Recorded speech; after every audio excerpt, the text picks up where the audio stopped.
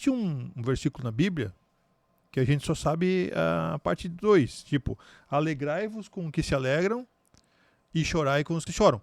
Aí me diz se é mentira. Chorar com os que choram é fácil. Você perdeu uma pessoa, eu vou lá te consolar. Você perdeu o emprego, eu vou te consolar. Agora, pô, você comprou uma BMW, mano, comprou uma Ferrari, e aí você diz assim, pô, Dilson, vamos dar uma volta na minha Ferrari, cara, vamos se alegrar comigo.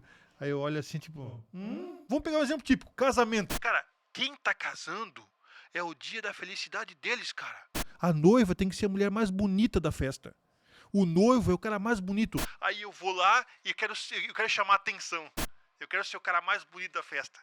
Ou a mulher quer ser mais bonita da festa. Cara, você tá ali pra celebrar a alegria dos noivos, mano. Você tem que se alegrar na alegria deles. Você não interessa naquele momento.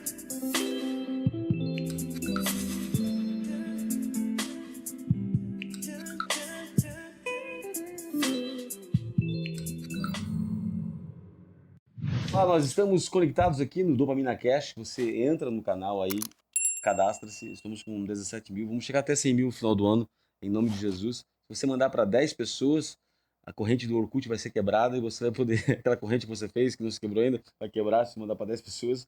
Vai dar tudo certo. Brincadeiras à parte, eu, doutor Adilson, que é psicólogo e meu amigo, juntamente com, hoje, o pastor Ricardo, vamos falar sobre ministério, polêmicas, e como sempre o Adilson vai trazer uma pérola para nos abençoar aqui em nome de Jesus. Batista Renovada está há 12 anos em Itapuá. Esse ano faz 11 anos esse ano. 11 anos. Vocês têm a semana do Setembro Amarelo lá, que é o Elefante Amarelo. Vocês têm a semana das disciplinas espirituais, agora em março. E o aniversário da igreja é quando? É Conferência Legado em novembro. Em novembro. Que é junto com o aniversário da igreja. Achei muito legal a parte, quando eu cheguei a segunda vez que eu fui lá, os meninos já tinham um fone e o vídeo deles. A mídia digital, apesar de estar em Itapuá, eles têm um vídeo lá de 5 milhões de visualizações, um negócio de comida. Comida. Cara, é engraçado, cada um traz um negócio pra comer. Cara, viralizou 5 milhões. O Eric, ele pegou, acho que foi ideia do jovem junto, né? Sim. Pegou e jogou e foi embora. Foi. O vídeo tem mais visualização do que toda Itapuá inteira e Joinville. Né? É uma coisa impressionante. E é um lugar maravilhoso, é um lugar bom de se estar, é uma coisa leve, começo, meio e fim, começa às 6h30, acaba 8h30, né? 8 horas. 8 horas. Quando muito, 8h30, né? Um culto de ceia, um culto extraordinário. A gente domina o espírito, né, irmão? Tem que dominar. Tem igreja que tem horário para começar. O que domina aqui é o Espírito Santo. O que é Espírito Santo? Seu mal educado. Amanhã tu não tá às 5 horas da manhã trabalhando na Tupi, né? Não. Aí tá lá, 5 horas na Embraco, no Porto. Não. Tem que ter esse cuidado. Né? Esse dia eu fui ministrar numa igreja, te falei? Ministrar numa igreja, me passaram 8:55. Congresso de jovens. Preguei até 9 horas. Falei, vou respeitar os irmãos. Segunda-feira, vou ler só o Salmo 103 de cor. Deus abençoe. Pum! Aí o rapaz estava comigo. Por que tu fez isso? Tu vai fazer isso? Vou fazer. 10 hinos especial. Eu não aguentava mais. O pessoal cantava ruim pra caramba. Porque não adianta cantar. Não é cantar pra Deus, não. Então ensaia. Quer cantar pra Deus, ensaia. Não canta. Canta com o coral da igreja. Não, tá cantando. Não, o pessoal... Tu sabe Tem razão, cara. Tem razão. Eu cheguei lá, aí o cara que tava comigo era um negão, Antônio Carlos, canta pra caramba. O cara, ele canta? Falei, melhor que essa banda tua ridícula aí, ó. Aí eu já fui dando os dedos, né? Aí o segundo coordenador dos jovens foi dar uma palavra de 10 minutos. Eu falei, dá um chute na canela dele. Mas sobre o que pra palavra? Eu fiquei olhando o horário. Hoje eu vou dar uma de sentido. 5 minutos. O Antônio Carlos tem 72 anos, ele ficou comigo, ele ficou branco. E assim, pegou um fogaréu na igreja e falou, irmão, eu me preparei para a mensagem. No domingo, eu fui ler sobre navios, eu fui ler sobre caravelas, eu fui ler sobre navegação, eu fui ler sobre Provérbios 30. Ontem eu preguei sobre cobra aqui. Eu falei que cobra, nesse sentido, era sinal de Deus. Hoje, eu ia falar sobre navio. Provérbios 30, versículo 18, de Agur. Eu me preparei, que eu fiz o meu TCC em livros poéticos. Eu peguei a Barça, fui estudar, fui ter uma revelação de Deus. Deus me abençoou, deu uma explanação sobre o caminho da águia, o caminho do navio, o caminho da mulher, do homem ou da donzela. É Provérbios. Então, mas eu não vou assassinar a palavra. Eu não vou me violentar. Eu vou me respeitar. Eu aprendi, porque nós vemos uma linha chamada Satiro Loureiro. Cara, e nós vemos uma linha, né, de horário a horário, irmão. Respeita. Palhaçada é essa. Né? Eu já levantei, o cara começou a pregar, passou do limite, já levantei a orquestra, vambora. O cara começou a cantar. Vai fazer na sua casa isso, vai fazer na sua igreja. Aqui não, irmão. Tem horário de decência, tem que respeitar o pessoal que tá ali, cara. Eu sou a favor. Vamos começar o culto, a hora que começar a chegar gente. Não, irmão, marcou 7 horas. Começa 7 horas o culto. Começa com quem tá lá. Começa quem tá lá, respeita quem chegou no horário. Os perturbados que sempre chegam atrasados, os TDAH não tratado, que não tomam Ritalina, que chega atrasado, tem crente que gosta de chegar atrasado, mano. Ele gosta de desfilar. Deixa ele chegar no horário que ele quiser. Agora, respeita o pessoal que tá aqui. Sempre quando eu abri congresso, eu fui líder de congresso, o da igreja começa o horário que tá. Respeita os irmãos que estão no horário. Falta de respeito, cara. Na hora que encher a igreja, Joinville na sede, 7 horas começa a andar, irmão. Não interessa se tá ali, se tá lotado ou não, né? Assim, porque o pastor respeita. E os obreiros oram. Oram. Nós temos uma cultura mais de orar, né? E eu fico perturbado às vezes quando eu vou, o pessoal começa a conversar, cara. Ó, vai pra um clube então. Vai pro Veracruz, vai pro Floresta. Ô, pelo amor de Deus, um dia eu cheguei, eu levei R$50 e a minha mulher me segurou. Não, tu não vai fazer isso. Eu vou dar R$50 pra essas miseráveis na São José comprar uma torta e comer lá. 6h30 chegando pra orar e não consegui orar. O pastor não sabe, mas ele tá abrindo uma igreja, a igreja do Rodrigo dos últimos dias. Mas não é, cara, mas não é. É falta de respeito, cara. O pessoal tá 6h30 ali pra orar. Aí começa uma. Porque o assembleano ele tem o costume de dobrar o joelho. É uma cultura. Começaram a ficar sentado já na geração Nutella. Né? Pode orar sentado, mas ora então sentado, tá com problema no joelho. Ora. Não precisa ficar de joelho, não precisa ficar de joelho. Pode ficar deitado, pode ficar em pé, mas ora, cara. Não fica pra conversar.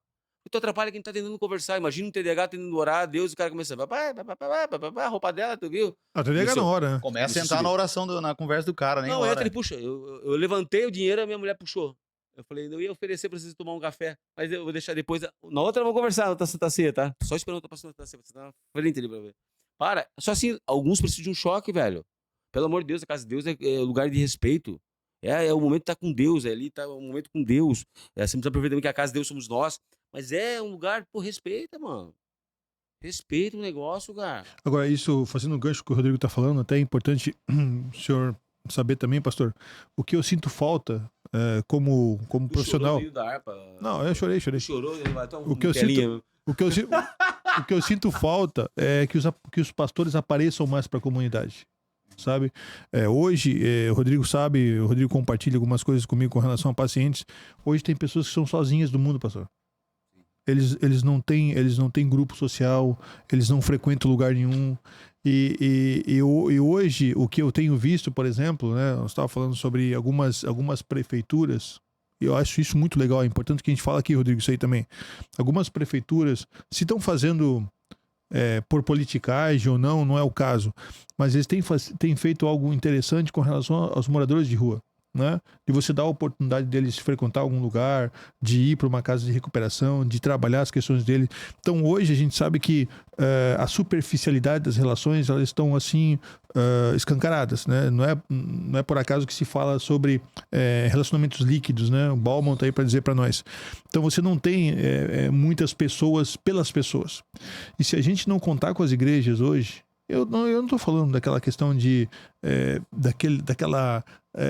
daquela evangelização das antigas, sim, sabe? Sim. Que você chegava lá e colocava o dedo em risco, se você não vai pregar esse não, mas eu sinto falta de trabalhos sociais, dos pastores, de uma certa forma, mostrar para a comunidade que ali tem um grupo de jovens, que ali tem um grupo de homens, que ali tem um grupo de mulheres que fazem atividade física, que participam dos eventos da comunidade. Agora, dia 9 de março, né, eu sei que tem na Quadrangular existe um movimento que é tipo um escotismo, né, que eles chamam de Brigada Quadrangular. Pô, as crianças vão desfilar 9 de março, cara. Ah, mas por que isso? Não, vão participar da comunidade. Sim, né? Cidade, né? Participar com a comunidade, ele te dá essa noção de que, pô, eu tenho um lugar ali que eu posso compartilhar coisas. O que você acha disso, pastor? Cara, essencial. Essa é a igreja, né? Essa é a igreja que precisa caminhar dessa forma, alcançando a sociedade. A gente tem esse trabalho, né? E de tantos que a gente atendeu, acolheu numa casa que nós tínhamos, nós temos um cara. Falo dele hoje aqui, o Alexandre. Era um morador de rua, cara. Morador de rua, uma vida totalmente fora do propósito de Deus. Hoje, assim, tá na igreja, casado, vive uma vida totalmente diferente, tem o trabalho dele e tudo mais. Então, quando a igreja ela se coloca para esse lado de fora e não está apenas preocupado com aquilo que está pro lado de dentro dos muros dela, ela realmente cumpre o seu propósito, cumpre o seu papel na sociedade. Então sim, a igreja precisa olhar para as ruas, para a comunidade à sua volta, porque a igreja de Cristo, ela é uma resposta de transformação social. E a igreja, ela tem esse papel fundamental de trazer algo relevante para a comunidade que ela está inserida. Não faz sentido eu estar ali onde eu estou só para ter um culto no domingo. A gente precisa se tornar a resposta que aquelas pessoas estão esperando. E é através de um relacionamento, cara. Sabe? É através de... Esses dias a vizinha veio lá na igreja, que nem é da igreja. Pô, aconteceu uma situação na minha casa e a câmera da igreja tá aqui pegando na frente da minha casa. Você pode me ajudar? Opa, claro. Vem cá. Né? Então, acho que ali na igreja tem um irmão que não congrega, mas todo domingo ele vai lá e ele entrega a oferta lá no portão da igreja. Ele não vai pra igreja, cara. Eu achei incrível isso. Fiquei sabendo esses dias que ele chega e entrega a oferta dele lá. Não é cristão, não é nada, porque ele entende que existe uma igreja conectada com a comunidade. Então, é essa a igreja. A gente fala de tantos extremos, tantas coisas e tal, mas a igreja de Jesus é a igreja que ela chega em todos os lugares, ela chega em todos os ambientes. Temos o trabalho que a gente faz na PAI, com as crianças, levar um violão, fazer um bolo, levar para eles comerem. Enfim, Educação, por aí vai, educação, trabalho na educação, cara, que eu acho fantástico, que é um trabalho que a gente gosta muito de fazer. Nós temos um trabalho lá dos Exploradores do Rei, que é tipo uma ideia do escoteiro. Boa. Como tem alcançado as crianças, como tem feito diferença na vida das crianças, cara. Como tem transformado famílias, gente que não é cristão, e o filho dele tá lá, ouviu falar, meu filho sozinho, crianças... doutor, tem um menino que andava sozinho, ele não tinha ninguém. O pai ouviu falar do projeto, o pai tá lá envolvido no projeto, cara, com o menino e tal, e o menino socializando, cara, voltando à vida, o pai achando que era depressão, que era isso, que era aquilo, ele só precisava socializar, uma criança, cara. Então eu tenho essa convicção de que a igreja, ela precisa deixar de estar nesses holofotes de tantas polêmicas e tantos extremismos e cumprir o papel dela, sabe? Que é ser uma voz profética, de forma literal, eu digo, na sociedade.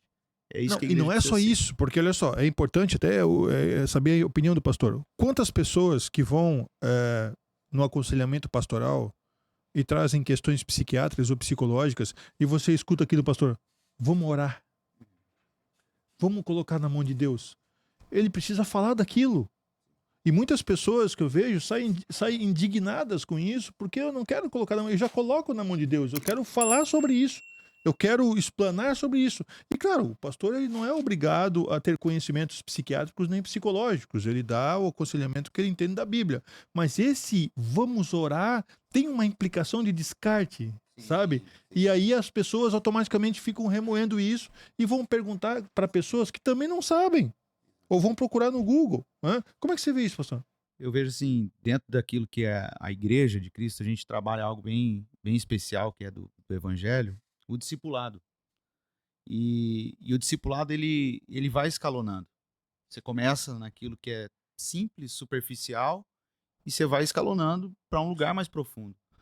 Ao ponto de você ganhar a confiança dessas pessoas, e aí o discípulo ele precisa crescer, amadurecer, para ter essa compreensão de que a pessoa que está do outro lado, recebendo um conselho, seja no âmbito pastoral ou um aconselhamento de forma geral, ele precisa ter essa consciência de que vai chegar um momento que ele vai precisar de uma ajuda, seja ela psiquiátrica ou psicológica, e esse é o nível de maturidade que a gente precisa dentro do cristianismo, para você perceber isso. E o fato, doutor, é que muitos de nós precisa enfrentar essa crise de frente para ter uma mudança. Sabe, eu entendo que isso, o que houve comigo em 2023, foi um negócio que mudou minha maneira de ver o evangelho, o ministério pastoral, a forma como eu lido hoje. Eu falava, inclusive, hoje, atendendo alguém, sobre isso. Eu aprendi a levar o evangelho de uma forma mais leve. Quando eu parei no PA da minha cidade, achando que eu estava tendo um infarto, e depois eu descobri que era uma crise de pânico. Ligo para um amigo, ele me atende na hora, Dr. Rodrigo, me encaminha para o Dr. Adilson. E, cara, eu vou dizer para vocês, eu sou cristão desde que eu me conheço. Mas desse último ano para cá, que eu tenho feito terapia, eu tenho melhorado, eu já fazia. Quando eu cheguei no Dr. Rodrigo, ele falou, cara, se você não tivesse cuidado da atividade física, pelo menos, você tinha vindo antes. Então significa que, de certa forma, eu estava buscando, mas existia, doutor, algum tipo de preconceito trazido pela religiosidade, pela aquela onda cultural. E que isso foi quebrado. E hoje me fez ver de uma forma diferente, cara. A forma que a gente lida hoje é uma forma muito mais leve. Quando você trabalha na preventiva, quando você olha para o ser humano de uma forma integral, que ele não é só um cara religioso, que ele tem que aguentar a pressão de todo mundo, ele tem que ter um escape, ele tem alguém que vai ouvir, vai lidar com os dilemas, com as demandas que tá aqui dentro, cara. Porque você encara, como o doutor falou, é gente que tá separando, é o cara que quer matar a mulher, é o outro que abandonou, é o outro que traiu, é o Deus dá o outro que calote. morreu, que deu o calote. Ninguém procura o pastor quando ele, cara, ele comprou um carro novo, quando o casamento tá voando, ele não procura o pastor nesse tempo. Não. Da mesma forma, o psiquiatra, o É uma psicólogo. coisa que eu tenho bastante dificuldade, assim, eu vejo, às vezes, eles se cuidam, os pastores cuidam, até porque o povo, ele tem facilidade de murmurar. Falei assim, cara, eu falei, se um pastor de uma igreja hoje fosse CEO de uma empresa, ele ganharia no mínimo 30 mil reais. Qualquer empresa. Sabe perfeitamente que um CEO de uma empresa, e os pastores, grande parte deles, são gestores e muito bons gestores. A própria igreja em si, ela forja, a própria igreja em si, ela ensina, né? Se o cara se fundamentar e se estruturar e procurar, ele se torna um diretor de qualquer empresa, né? Só que eu vejo, às vezes, alguns têm dificuldade até de tirar um tempo de folga, né? Porque tá trabalhando para Deus, mas como não pudesse descansar, né? E eu entendo alguns que cuidam, porque justamente o povo que está gritando Rosanas, na outra semana vai gritar mata, crucifica Barrabás. É o mesmo povo, cara, é o mesmo. Isso não vai mudar nunca, não é nós que vamos mudar, porque não tem lógica, não tem lógica, assim. Umas grandes coisas que eu não quis ser obreiro integrado, justamente, é porque eu me conheço sanguíneo, porque eu não conseguia ver a questão de você não poder viver umas coisas, né? Eu amo a igreja, eu vou morrer na minha igreja, eu amo, sirvo a Deus, só que assim, eu tenho dificuldade. E o bom de ser profissional liberal é justamente porque eu não preciso justificar nada pra ninguém.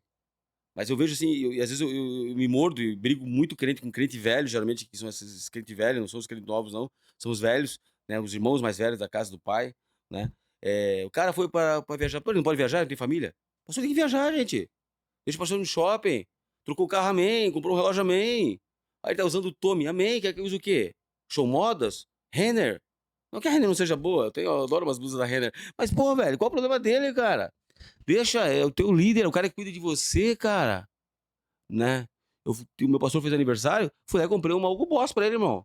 Podia comprar uma Bic do Bolsonaro, mas não, fui lá e comprei uma Hugo Boss, que é meu pastor, cara. Eu quero que aquilo, amo como fosse pra mim, né? Então eu vou dar pra ele uma Bic, vou comprar algo bosta pra mim? Não, cara. Né? Porque a minha linguagem do amor também é presente. Vem com um abraço pra mim pra cá, meu aniversário é 6 de maio, então é presente. Vem pra cá com um abracinho, card, não, Mensaginha. não, é Compra presente. um Homem-Aranha aí. Não, é presente. Mas cara, é uma grande dificuldade que se tem também. A liderança tem com relação a isso. Sabe perfeitamente disso. Tem que ficar pisando em ovos. Tem que pisar em ovos porque, dependendo onde está, é complicado. Ô, o pastor trocou de carro. Coitado, cara. Tá se sacrificando a vida. Se tivesse CEO de uma empresa, tá ganhando muito mais. Às vezes na vida profissional ganharia muito mais. Aí ele se sacrificou, renunciou.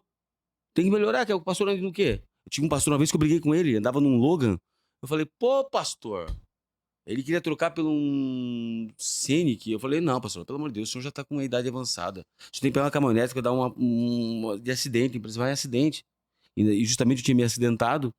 Mas ele falou, não, digo, eu não consigo ver o irmão com carro, eu melhor com o carro de um irmão. Eu falei, não, pastor, não. O senhor é pastor da igreja, o senhor é um líder, o senhor já tem mais de 50 e poucos anos, se o senhor der uma batidinha, vai quebrar o fêmur, vai quebrar o rádio e vai quebrar o Una. Então o senhor precisa de um carro seguro, porque a igreja precisa você bem. Você trabalha para a igreja, trabalha para o reino de Deus. Eu quero que você ande numa caminhonete. Pelo amor de Deus, não é questão de luxo, é questão de segurança. Segurança. E aí você Vai andar entra, no Fusca? você entra em dois extremos aí. Eu tô no Fusca agora. Tô no Fusca. Eu ando, pô. Você Mas teu Fusca não é um Fusca. Teu Fusca é um Fusca mesmo. quer conhecer esse Fusca aí. Fusca dele é um Fusca alemão, rapaz. Não é um Outro Fusca- nível. Outro nível. Só fiz isso pra zoar ele agora. Ó, Jutinho, Mas cara, mas essas coisas. Mas como falou, são falta outros. falta de valorizar a si mesmo, de autocuidado, né? Autocuidado, né? Tipo assim, às vezes eu vejo, pô, com um terno, tem que ser um terno bom, cara. Eu sei quando eu não tinha dinheiro, cara, eu parcelava na Expressivo o melhor terno que tinha, cara. Pergunta pro Clésio. O melhor terno que tinha, cara, era canelado. Aquele canelado bonito, era em 10 vezes, cara.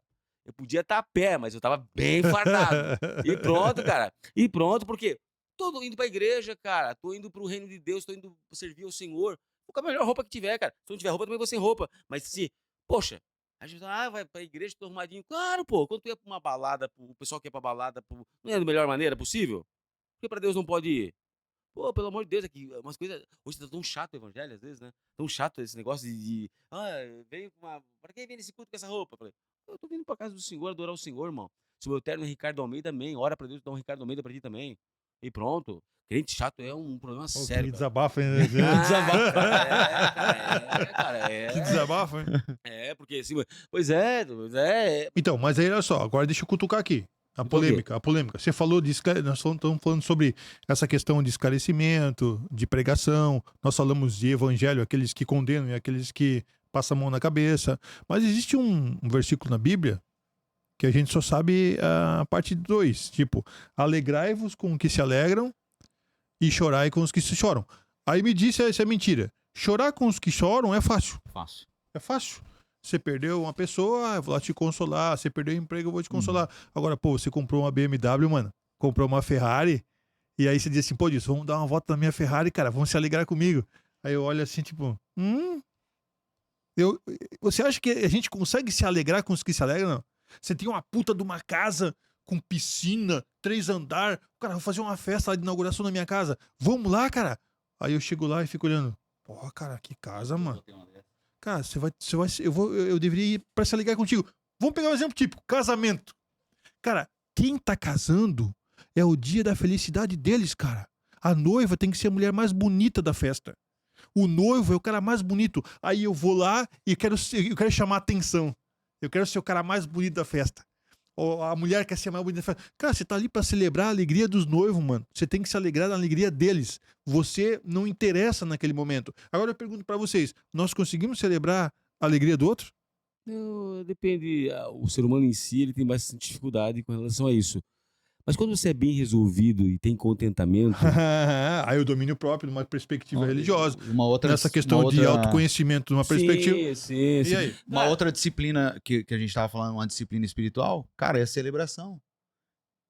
Se a gente olha para nós e aprendeu a celebrar, você vai ter alegria. E você consegue perceber que existem ainda pessoas que são aquelas que são poucas, mas são aquelas que estão celebrando contigo de verdade. E eu tava vendo um podcast de vocês esses dias, vocês falavam sobre a questão de emoção, que a emoção contagia e tudo mais. E eu acredito que a gente precisa exercer no ambiente que a gente está essa influência daquilo que a gente vive, daquilo que a gente carrega. Se existe, por um lado, aqueles que estão só para chorar com os que choram, nós precisamos ser aqueles que vão se alegrar com os que se alegram. E eu acredito que aquele que sai na frente lidera. Então, se a gente sai na frente em celebração à vida do outro, cara, você comprou a Harley, eu vou celebrar. Você comprou a casa, eu vou celebrar. Você casou, eu vou celebrar. E não de mentira, mas de verdade. E vai muito daquilo que eu estou vivendo com Jesus. Isso é interessante, pastor, porque assim, se ele tem uma Harley, ele tá louco de contente, feliz da vida, só que eu não gosto de moto. Não interessa o que eu gosto, eu tenho que me alegrar na alegria dele da Harley. Exatamente. Aí eu chego, pô, mas tu gosta de moto, cara? Moto é perigoso. Que se dane a minha opinião pessoal. Se você tá feliz, você for me chamar pra ficar feliz com a tua felicidade. Mas quem ensina isso? Mas quem desenvolve isso? Mas isso é a nossa geração, né? Então, geração mas da competição. nós estamos falando de pessoas... eu tava vendo uma pesquisa agora. Quantos por cento, cara? É um número absurdo. Acho que 80% das pessoas que... foi feita uma pesquisa de 9 anos acompanhando. Acho que mais de 9 anos. Chegaram à conclusão de que as pessoas que usam as redes sociais se sentem cada vez mais solitárias.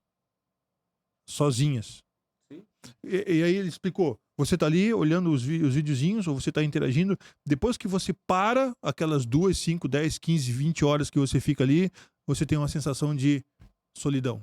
Estar sozinho no meio da multidão. Ninguém está por você. Isso é tão bom, né, cara? Não. Isso é lado negativo. Se sentir sozinho no meio da multidão é uma percepção de não existência. Sim. Ficar sozinho e curtir você... É algo bom. Curtir, fazer coisas que você gosta é uma outra coisa. Agora, se sentir sozinho... Acho que foi um mês atrás, tu me ligou. O Adilson achou que eu tinha bloqueado ele, né?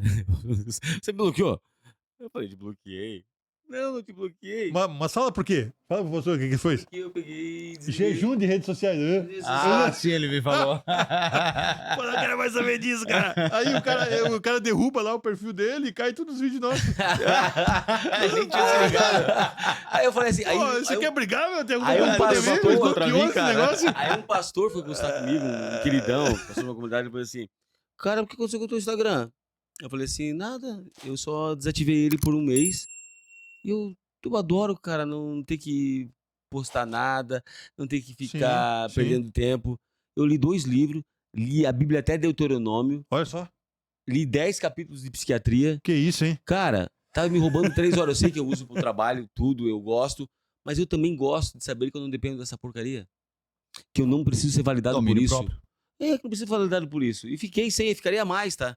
É porque realmente tem a questão da empresa em si, que vem as consultas aí por diante, isso mexe um pouco.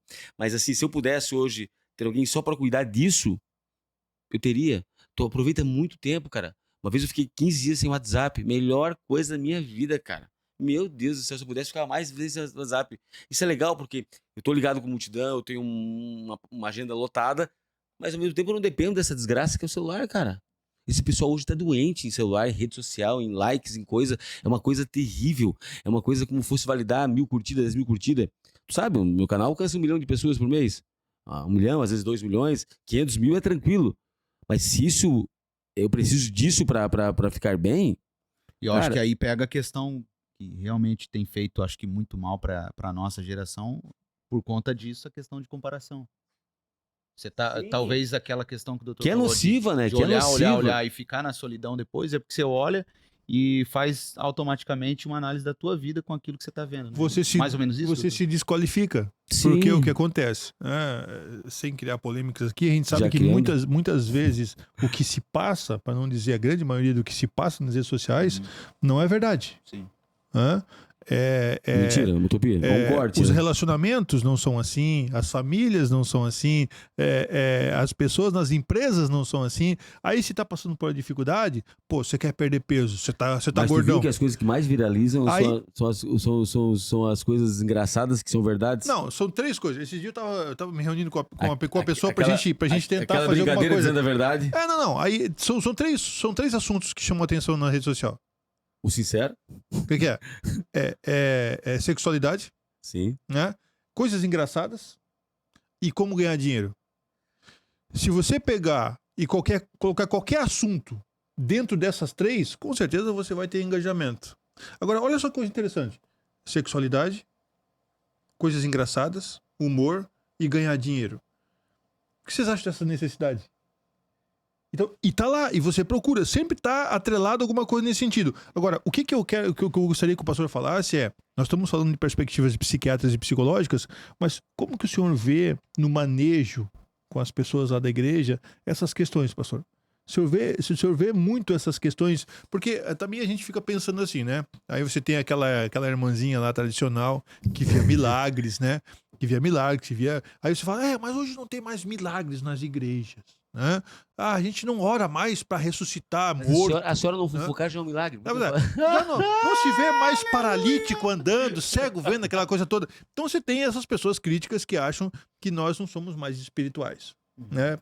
Os pastores são mais coach, são mais Menos treinadores e espirituais tal. do que antes. Então, como é que você vê, pastor, hoje a relação com a espiritualidade como sendo algo importante nesse aspecto, mas também pessoas que se perdem nesse processo, porque muita gente for realmente polemizar, tem muitas pessoas que têm visões, tem muitas pessoas que são arrebatadas, mas que são esquizofrênicos. Sim, eu te falei. Muitos líderes esquizofrênicos que a gente acredita. Eu já te falei. Hã?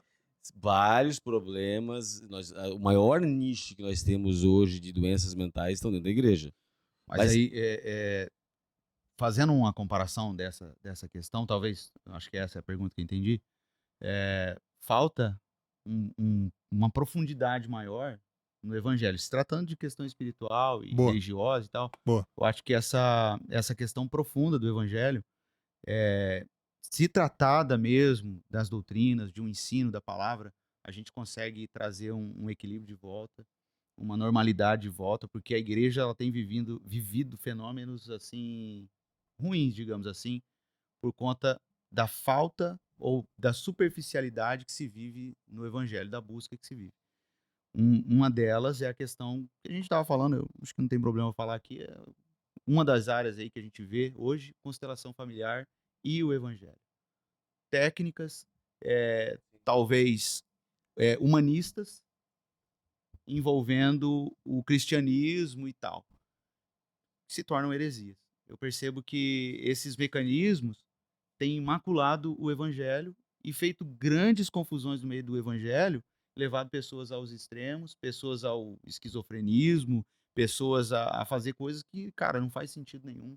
Você tá entendendo? É reunir aqui e eu ver no doutor aqui o meu pai, e aí eu vou lá e peço perdão para você e tal. O problema não é isso aí. Sabe? Eu acho que não apenas essa linha que eu abordei, mas tantas outras no meio do evangelho. Então, quando você tem um evangelho, eu lembro de Paulo falando aos Gálatas, olha, nem que eu mesmo venha pregar outro evangelho. Nem que um anjo do céu venha pregar outro evangelho. Cara, seja anátema, seja maldito alguém que traga outro evangelho. Então, quando a gente olha hoje e percebe no nosso meio o evangelho acompanhado de um livrinho, o evangelho acompanhado de um profeta, o evangelho acompanhado de 3 tópicos para não sei o quê, o evangelho acompanhado de, cara, um sistema humano para você chegar em tal lugar. Não é evangelho, é um meio de você talvez suprir necessidades, carências das pessoas Charlatanismo, né?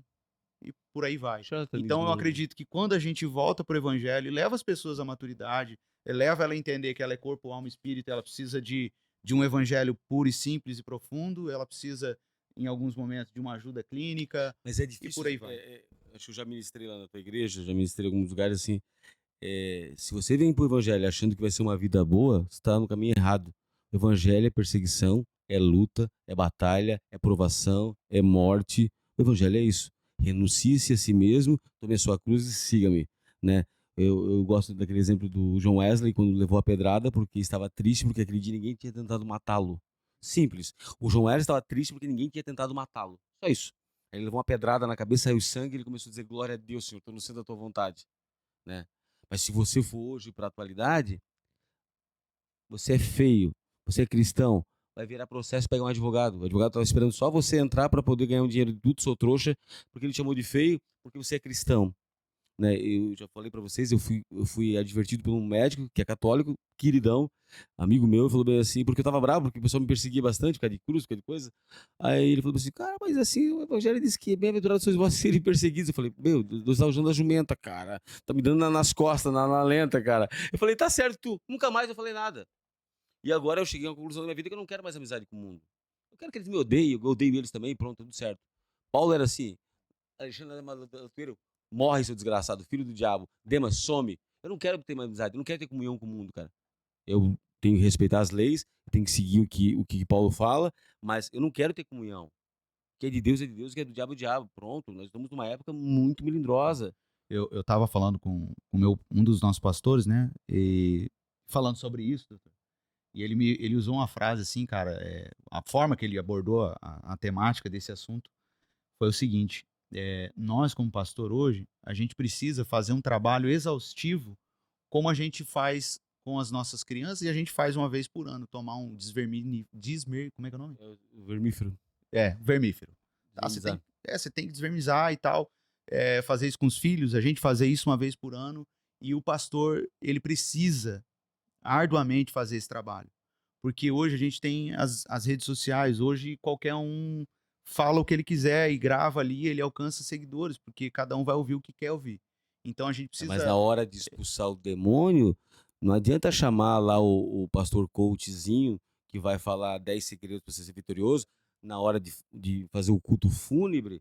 É o pastor que está dia a dia com você. É o pastor local. Então, não é o coach lá em São Paulo, lá nos Estados Unidos, na Flórida, em Miami, né? Falando na hora do dia a dia. Eu sempre digo, quem que vai? É o pastor da sua igreja. Quem que vai tá lá. nas tuas trincheiras? Quem que vai com você nas tuas trincheiras?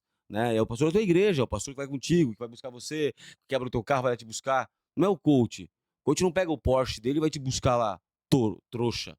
Né? Aí compra o cursinho dele lá, 10 minutos para ser feliz, né? E essa é a questão, entendeu? Valoriza quem está com você, como está você e aí por diante, né? Quem vai estar com você nas suas trincheiras, né? Assim, então é uma coisa que nós precisamos também acordar.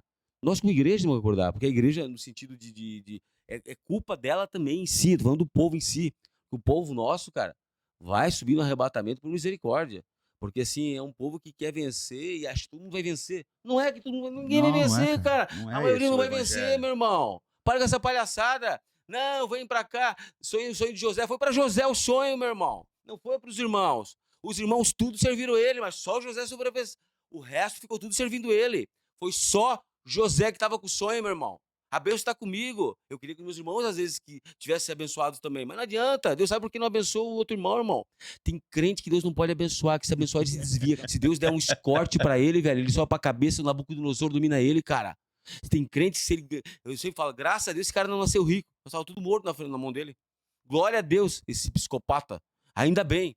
Tu sabe perfeitamente disso. Tem gente que Deus não vai abençoar, não, irmão. Deus não vai te abençoar, porque se Deus te abençoar, tu se desvia. Tu vira uma desgraça, tu vai pro inferno, perde a tua alma. Fica aí pagando, fritando ovo em nome de Jesus, comendo aipim que ninguém morreu. Comi ovo e farofa a vida inteira. Toma aqui vivo até hoje, irmão. Ninguém é melhor que ninguém. Mas Deus sabe como te abençoa. Eu queria ser diretor do Sírio Libanês. Ou você não queria, irmão? Eu queria um Albert Einstein pra mim. Mas o que eu mais tô conseguindo pra parte é um hospital em Barra do Sul só. E tudo certo, e tudo certo. Porque Deus sabe perfeitamente se eu tenho condições ou não para aquilo. Agora eu vou ficar me martirizando? Não. Vou ficar matando os outros para pegar a vaga dos outros? Não. Eu tenho que ter maturidade para entender que é isso que Deus me levou. Tá me levando, tô estudando, tô me preparando. Tô me preparando, tô estudando. E se a oportunidade chegar, amém. Se a oportunidade chegar, eu vou estar pronto. Eu vou estar pronto.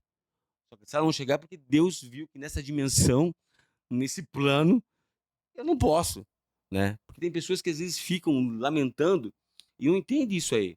Tu sabe perfeitamente que tem crente que, se ele melhorar um pouquinho, ele se afasta da igreja já. Tu sabe perfeitamente disso. E o que eu mais acho graça dos pastores é que o pastor não pode mandar o crente embora, né, velho? Assim, nós podemos mandar. Tu pode ir com o psicólogo, tu pode mandar o cara embora, não quero mais entender você. Quebrou o vínculo. Tchau. O pastor, no fundo, ele não pode. Ele tem que orar a Deus para Deus mandar embora aquela praga, mas não pode. Mas tem pastor que manda? Tem pastor que manda, mas essa coisa chegou no limite, cara. Tem pastor que Chegou manda? no limite, cara. Chegou no limite. Sabe perfeitamente disso, que chegou no limite dele.